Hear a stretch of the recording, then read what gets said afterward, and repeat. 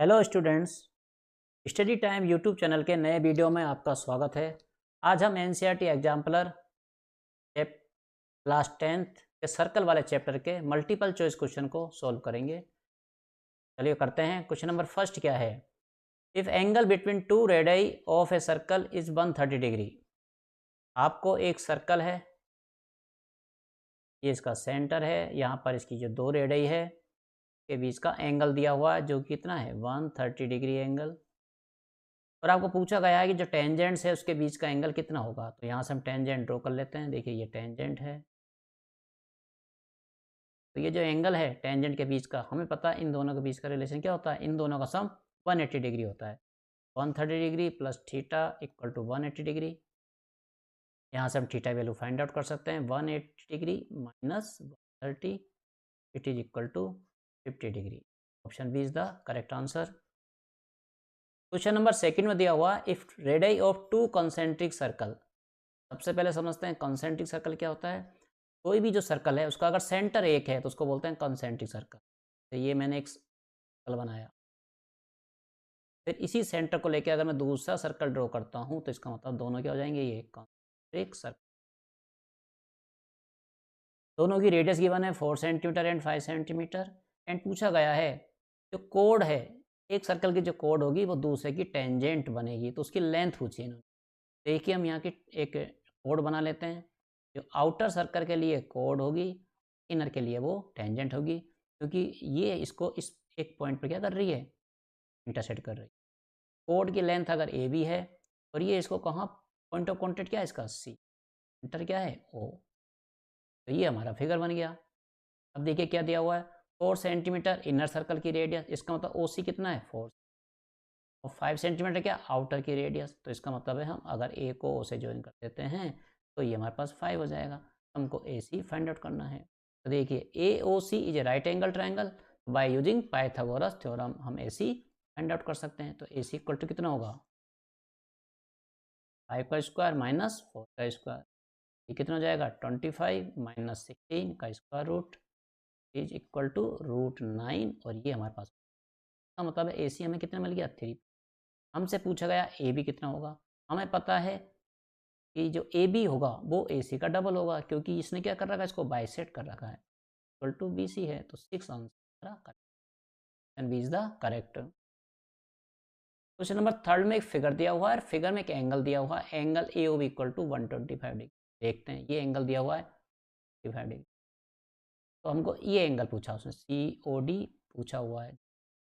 देखिए समझ लीजिए, ए बी क्या है, एक टेंजेंट है सर्कल की, बी सी भी क्या है टेंजेंट है, सी डी भी क्या है टेंजेंट है, और ए डी भी क्या है टेंजेंट है। इस प्रकार का फिगर में ये जो एंगल बनता है सेंटर पे, इसमें जो अपोजिट एंगल होता है इनका सम 180 डिग्री होता है। मतलब यहाँ पर क्या आएगा x plus 120 degree equal to 180 degree. यहाँ पर x की वैल्यू फाइंड आउट कर लेते हैं। 180 डिग्री माइनस 125 डिग्री, ये हमारे पास हो जाएगा 55 डिग्री के इक्वल। देखिए 55 degree and is the correct answer.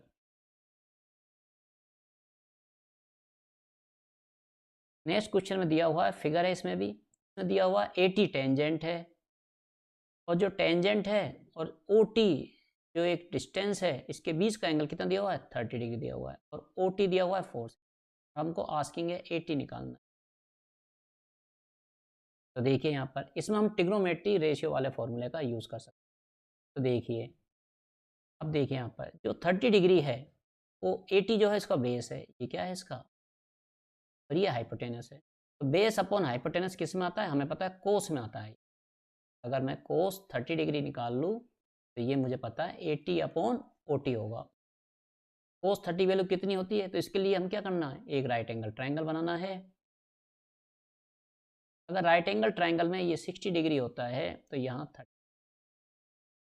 हमें पता है 60 डिग्री के सामने वाले साइड को हम क्या लेते हैं √3 लेते हैं, 30 के सामने वाले क्या लेते हैं 1, और हाइपोटेनस को क्या लेते हैं 2 लेते हैं। 30 के लिए चलना है, कोस चलना है मतलब बेस, तो 30 बेस क्या होगा ये वाला, तो ऐसे मूव करना। तो कोस 30 वैल्यू क्या होगी, सोल्व करेंगे तो 3/2 होगी। 80 कितना दे रखा है जो कि पूछा हुआ है, 40 कितना है 4, 80 इक्वल टू कितना होगा √3 मल्टीप्लाई 4 डिवाइड बाई 2 से कैंसिल हो जाएगा। प्लस 2√3 करेक्ट आंसर ये ऑप्शन सी में दिया हुआ है। क्वेश्चन नंबर 4 में भी एक फिगर दिया हुआ है और इसमें पूछा गया है कि एंगल पी ओ क्यू, ये एंगल पूछा गया। चल हम एक्स ले लेते हैं। देखो ओ पी और ओ क्यू क्या है, रेडियस है, इसलिए ये एंगल हमारा वाई होगा, तो ये भी हमारा एंगल क्योंकि ये आइसोसेलेस ट्रायंगल बन रहा है। क्लियर। और ये जो टेंजेंट है पी आर, ये रेडियस के साथ जो एंगल बनाती है उसको 90 डिग्री होता है टोटली, ये 90 डिग्री। इसका मतलब y plus 50 degree equal to कितना होगा 90। यहाँ से हम y की वैल्यू निकाल लेते हैं जो कि 40। क्लियर है। अब इस ट्राइंगल पी ओ क्यू में क्या करते हैं हम, ये अगर 40 डिग्री है y की वैल्यू, ये भी 40 डिग्री है, मतलब ये 40 डिग्री, ये 40 डिग्री, तो हम x को क्या करेंगे, x प्लस 40 इक्वल टू क्या होगा, angle sum property of triangle, क्योंकि हम कौन सा ट्राइंगल ले रहे हैं, ट्राइंगल पी ओ क्यू ले रहे हैं। यहाँ पर x इक्वल टू कितना हो जाएगा 180 माइनस 40 प्लस 40 8 लिखेंगे 8 क्या होगा 100 डिग्री है। क्वेश्चन नंबर 6 में इंपॉर्टेंट क्वेश्चन है क्योंकि लास्ट ईयर आया हुआ है, इस क्वेश्चन बार बार आता भी है। इसमें पूछा गया है कि angle A P be given है जो कि 50 डिग्री है, और से पूछा एंगल ओ ए बी, याद रखिए ये एंगल पूछा ओ ए बी बोल लेते हैं एक्स होगा, तो देखिए ये भी एक्स होगा, ये कि दोनों ओ ए और ओ बी क्या है, रेडियस है। ये एंगल हमको, अगर इसको एंगल को मैं वाई लेता हूँ तो हमें पता है इन दोनों में क्या रिलेशन होगा, इन दोनों का सम कितना होता है 180 degree plus 50 degree to 180 degree. Y की वैल्यू निकाल लेते हैं जो कितना होगा 180 degree minus 50 degree equal to 130 degree.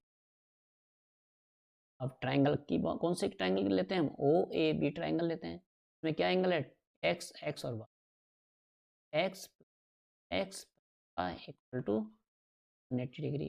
देखिए एक्स प्लस एक्स कितना हो जाएगा, तो एक्स वाई की वैल्यू हमें पता है कितनी है 180 डिग्री। हम क्या निकालेंगे 2x equal to 180 degree minus 130 degree equal to कितना हो जाएगा, ये